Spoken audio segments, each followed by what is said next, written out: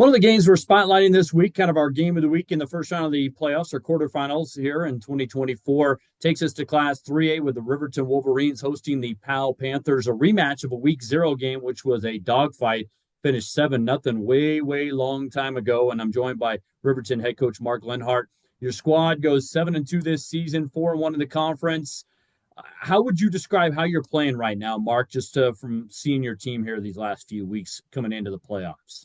Well, we've had a really young team, and I don't know if a lot of people realize this. We play five seniors, and a couple of them really hadn't played a ton. So, we're very young, very junior heavy. We're starting three sophomores right now, and so truthfully, I didn't expect us to be where we are, in terms of our record, but we've won a lot of close games, which is a testament to our kids. But I think we've gotten better as the season's gone on. And early on, kind of our defense and special teams carried us.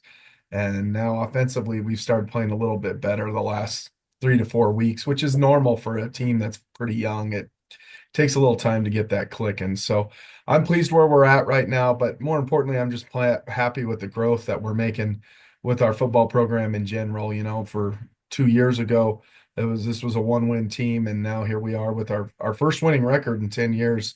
No one's really said anything about that, but I think our kids should be commended for that. You mentioned being in a lot of close games and finding ways to win. How do you think that can help you in the playoffs when typically games are a lot more competitive and closer and there are just a few plays that kind of sway games one way or the other? Well, being in 4A, I learned some things, in terms of when you play Sheridan, how special teams is such a big advantage for them. And truthfully, in a lot of our games this year, we found a way to make a kick at the end of the game. We've found a way to be really good on our kickoff team in terms of touchbacks. We've blocked quite a few kicks on our punt and field goal block team. And so we put a lot of time into that on the weekly, and our staff works really hard at that. And, in these close games, it's come down to those things. And actually, in one of the games we lost, we weren't as good in that phase. So I think, the special teams, everybody does such a good job scouting your O&D. And when you play somebody twice and someone as talented as Powell and as stingy as they are on defense, those are areas that we have to try and find a way to get extra hidden yards that people don't see. What, if anything, do you take away from the Week 0 matchup that you won at their place 7-0? Not a lot. You know what I mean? It was an ugly football game both ways. I'm sure when you talk to Coach Kistler, he'll probably say the same thing. Both teams had basically 9, 10 practices, and one of those was probably a walkthrough before the game. And so a lot of people don't play 0 week in 3A just because the time to get ready to play is so short. So there's going to be aspects that aren't pretty. I think when you look back at the game, they showed how physical they were. And really, we were fortunate to get out of there with a win. They turned the ball over, but our kids had something to do with that as well. And then we put it on the ground ourselves. I mean, a lot of penalties. It wasn't pretty.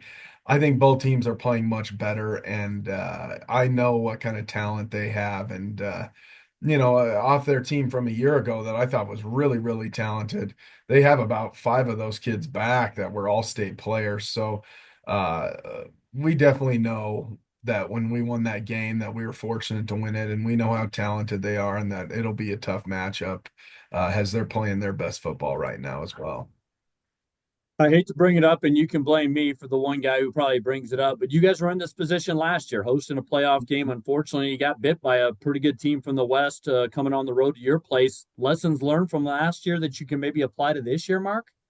Yeah, I think this week we've been talking about just not being complacent, and I talked with my staff and our kids. There's about seven barriers that you got to break when you're rebuilding a program to win a championship. And we've gotten through about four of those, right? The first one, you want to come in and just reestablish the work ethic and play hard. And two, you want to develop consistency to do that day in, day out. Last year, we knocked down a barrier where we hosted a playoff game. We tied for winning our league and won it on points in the tiebreaker. And then this year we had a winning season, and then that next barrier is winning a playoff game. And the hardest part, I think, is when you're rebuilding, is getting the players, the community to not sit back and say, you know what, you've had a really good season, because we have, win or lose on Friday night. But in order to start having great seasons, you got to get into the semifinals, and that's one of our goals. We know that when you play Powell up there, it's an expectation to go far. They've got a great program and they've been good for a long time. So we know what we're going up against. We know how tough it is, but hopefully our guys can play well and we can take that next step. But I think that's what you take from it. Last year I'd be lying if I didn't think that Evanston was very similar to this PAL team and that they had a lot of seniors and a lot of really good talent. Just because they're a 4 seed, you make the playoffs in the West, you did something well because that's in 3A. They've been the dominant side of the league for sure. Is there anything else you're stressing or you see as a big key Friday in your game without, kind of diving into the game plan too much here? Well, I think both teams want to try and establish the run, and when they run the football, it sets up their play action pass, and that's when I think Powell gets really, really good is when they can hit you with both. Wisniewski's a really good quarterback, and conversely, they're one of the tougher teams to run on every single year. They got good size. Abraham and Wisniewski are great linebackers. It's the second year in a row we're playing a middle linebacker quarterback combo. So you know that they just like the kid from Evanston last year, the Morrow kid. So you know that they're physical and they're tough, and we know that we're going to have to play our best game to find a way to win. And so I think more than what we take out of it is just an exciting opportunity to try and knock down one of those barriers in building our program. But our young team will have to come ready to go because we know that they're loaded with a lot of seniors and they don't want to play their last game, and we'll see their best shot for sure. Mark, thank you so much for the time. Wish you the best luck against the Panthers Friday night. Thanks, David. Appreciate you. All right, Coach Kistler from Powell for one of our playoff game features in 3, 2, and 1. We continue here at Wyopreps.com talking about one of our featured playoff games, kind of a game of the week here in the first round or quarterfinal round of the 2024 high school football playoffs as Powell goes to Riverton to face the Wolverines on Friday night, visiting with Powell head coach Chase Kistler. And Coach, talk a little bit about where you feel you're at right now, coming off the regular season and how you feel like your team is playing at this point. Well, I'm not going to call it game of the week because I don't like I don't like that title. But first round playoffs, I'm happy with our guys are at how they're playing. We're probably as healthy as we've ever been all season. We had the injury bug hit us really early, and really all the way through the middle of our season, we had an entire new defensive back court sometimes, and linebackers at times, running backs at times. So I'm really pleased to where we're at health wise and the way we're playing. We're playing a little bit more consistent up front on the offensive line, and defense has always performed pretty well. So I'm definitely happy with where we're at and how we finish this season. You guys are coming off a really tight game against Evanston. How much do you think that benefits you having that kind of close, highly competitive game that your guys were able to prevail in last week? How much do you think that helps going into the playoffs? Maybe even almost like that was the start of the playoffs almost last week. Well, we've kind of viewed after the Star Valley game that we were in the playoffs starting then. You have to get 2 wins, and so we were winless after Cody and Star Valley, and we had 3 games left. So I was like, the way I see it, we are in the playoffs right now because each week matters, and if we don't pick up the win, we're going to be done at the regular season. So we've been playing playoff mentality for a while, and then the game against Evanston, we knew they're very solid up front. They run the ball. They like to control the clock. We like to try and control the clock. So it was the fastest game I've probably have ever coached.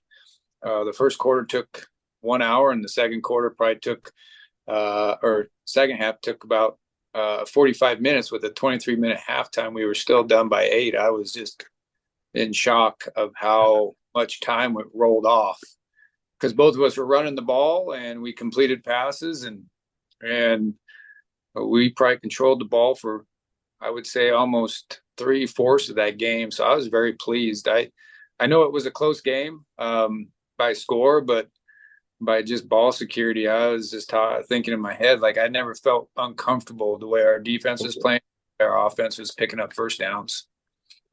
Now you get a rematch against Riverton. That game was back in week 0 at your place. Is there anything you take away from that game at all? I think just watching them on film, um, all their games kind of compiled, and first week we both made a lot of mistakes. They dropped some passes that could have been for touchdowns. We fumbled the ball, which could have been for touchdowns. So we're two entirely different teams going into this game, I think, than week 0. People want to talk about like getting redemption and all that, with not getting in on that 1 yard line. Was he in? Was he out? All that kind of talk. But it's hard. I told him, I go, just erase the name on the jersey. It's a team that stands in your way of getting to the next round. It doesn't matter. We know exactly what they do offensively, what they do defensively. You guys are prepared, but it doesn't matter, all that past stuff, and just focus on this game alone, and get this first win on the road. Speaking of being on the road, that's kind of where you've lived here in the last few weeks. Is that okay? You kind of got that road mentality now kind of ingrained in the last little bit? Well, I think we've actually played better on the road, more focused. And I know that the opponents matter, who we had at home, had on the road, but just the whole overall mentality of the guys, like on the road, they seem a little bit more relaxed. During the day, they seem just more confident, more locked in, more focused for the road games. That's kind of weird to me. But maybe it's, the home games were just so emotional. Being homecoming was one, and of course, Cody Powell was another. The emotions might have got a little too high for him. But from what I've seen is we played very well on the road all season long. So I'm not afraid to go on the road. Anything that you notice differently? I'm not asking for the game plan here about Riverton as you get ready for this next matchup that you're maybe stressing or emphasizing to your guys about, Chase? Well, I've noticed just watching their demeanor, Riverton's, all season long, they look a lot more confident towards the end of the season. The way they hold themselves, get to the line, they just look a lot more confident in what they're doing and what they believe in. So I told them that this is a different team. They're going to have a bunch of confidence, and they're going to believe in what they're doing because it's worked for them all season long. They looked a little bit unsure, maybe their job roles, responsibilities early in the season, but now they look pretty comfortable out there on the field for 4 quarters. So it's going to be, if it's a 7-point game again, I'll be happy. I hope we're just on the other side of it this time. Chase, thanks so much for the time. I wish you best of luck at Riverton Friday, man. Thank you. All right. Thank you.